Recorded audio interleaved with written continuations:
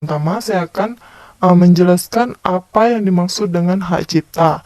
Nah, menurut pasal 40 ayat 1 huruf 1 Undang-Undang Nomor 28 Tahun 2014 tentang hak cipta, bahwa ciptaan yang dilindungi meliputi ciptaan dalam bidang ilmu pengetahuan, seni, dan sastra, terdiri atas karya seni rupa dalam segala bentuk seperti lukisan, gambar, ukiran, kaligrafi, seni pahat, patung, dan klos. Nah, selain itu, kita perlu menegaskan dan memilih kedudukan hak cipta di satu pihak dalam rangka memberikan perlindungan bagi logo sebagai karya intelektual dan yang berkepastian hukum. Nah, logo tidak hanya memiliki arti fisik dalam arti bentuk, warna, ataupun jenis huruf yang dipakai, namun memiliki makna yang lebih mendalam karena melalui logo, maka konsumen dapat mengenai produk yang akan dibeli. Logo memiliki peran yang sangat penting dalam mengambil keputusan konsumen dalam memilih suatu produk. Membuat sebuah logo menjadi terkenal bukan hal yang mudah, karena membutuhkan kreativitas, waktu, dan dana yang tidak sedikit. Sering kita baca adanya pelaku usaha tertentu yang meniru logo atau membuat logo yang kelihatan mirip dengan pemilik logo pelaku usaha yang lain. Nah, baik, di sini saya akan menjelaskan satu contoh kasus tentang pelanggaran hak cipta. Nah, pertama di sini ada si A ialah sebuah perusahaan memesan logo dari seseorang bernama B. Kemudian, setelah B selesai membuat logo tersebut, kita asumsikan logo tersebut merupakan ciptaan atau dengan kata lain gambar yang dilindungi hak cipta berdasarkan pasal 12 ayat 1 Undang-Undang Nomor 19 Tahun 2002 tentang hak cipta. Karena logo tersebut merupakan ciptaan, B dapat disebut sebagai pencipta berdasarkan Undang-Undang Nomor 19 Tahun 2002 tentang hak cipta. A kemudian mendaftarkan logo tersebut ke Direktorat Hak Cipta atau DJHKI.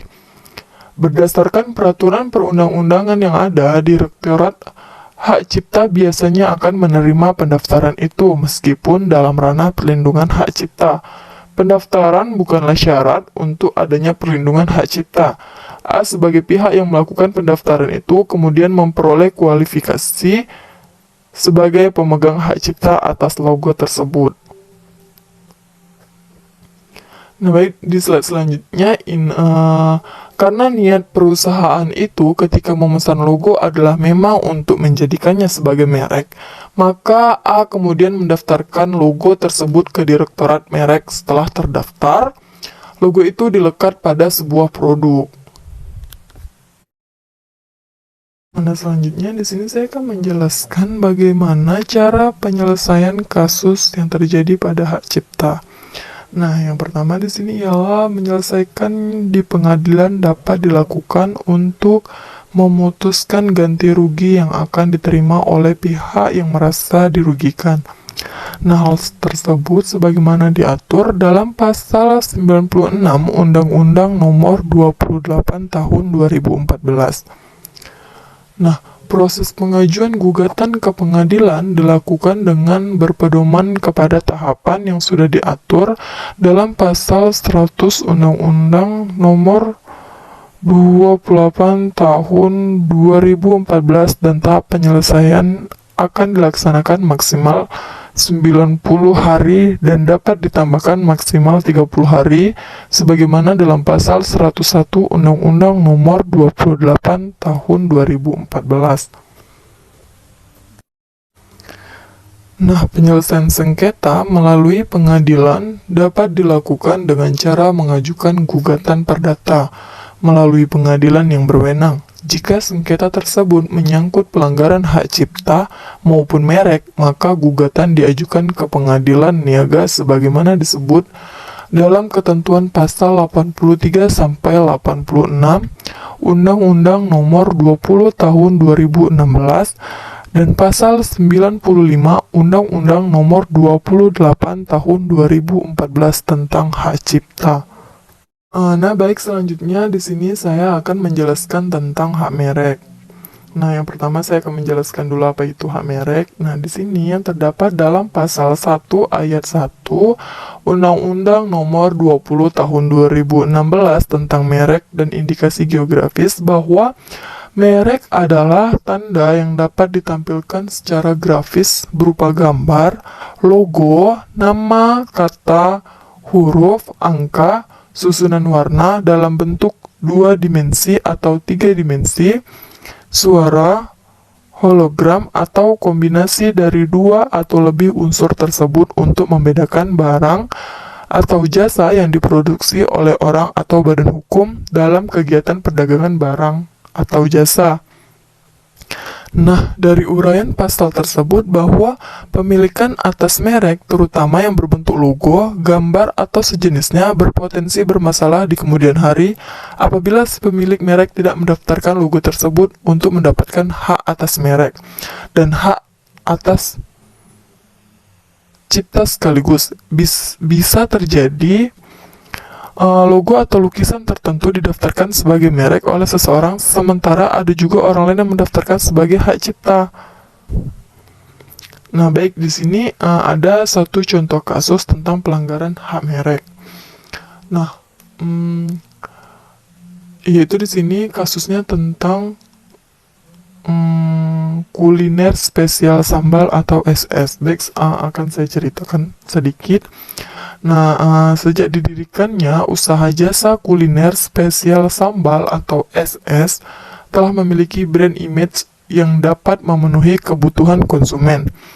Kebutuhan yang dipenuhi adalah adanya daya pembeda yang menjamin kualitas dari suatu produk. Merek spesial sambal SS telah memiliki brand image yang tinggi di kalangan konsumen, sehingga mendorong suatu tindakan dengan itikat tidak baik seperti tindakan passing off.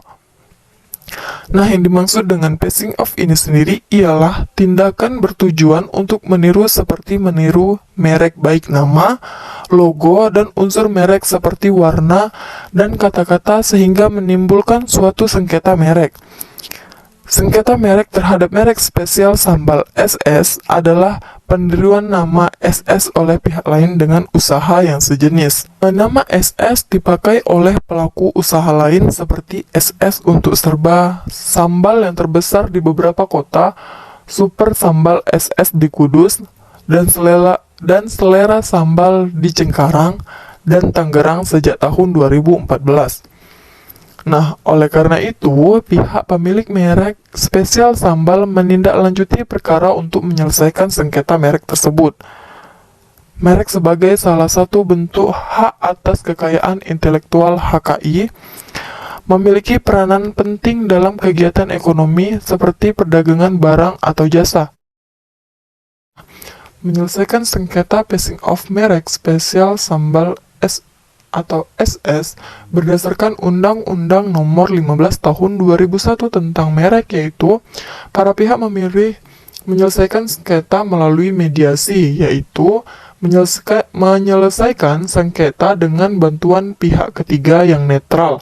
Dalam upaya penyelesaian sengketa, masing-masing pihak menunjuk mediator. Para mediator melakukan perundingan secara damai sehingga antar pemilik merek menghasilkan keputusan yang adil dalam menyelesaikan sengketa, berupa penghentian penggunaan merek serupa dan mengganti atau merubah logo atau merek yang nilai mirip dengan logo dan merek SS atau spesial sambal. Nah, dasar pengambilan keputusan kasus sengketa tersebut sesuai dengan penerapan pasal 84 Undang-Undang Nomor 15 Tahun 2001 tentang merek. Nah, baiklah, sekian penjelasan dari saya mengenai kasus sengketa hak merek dan hak cipta. Apabila ada kekurangan, saya mohon maaf, dan saya akhiri dengan Assalamualaikum warahmatullahi wabarakatuh.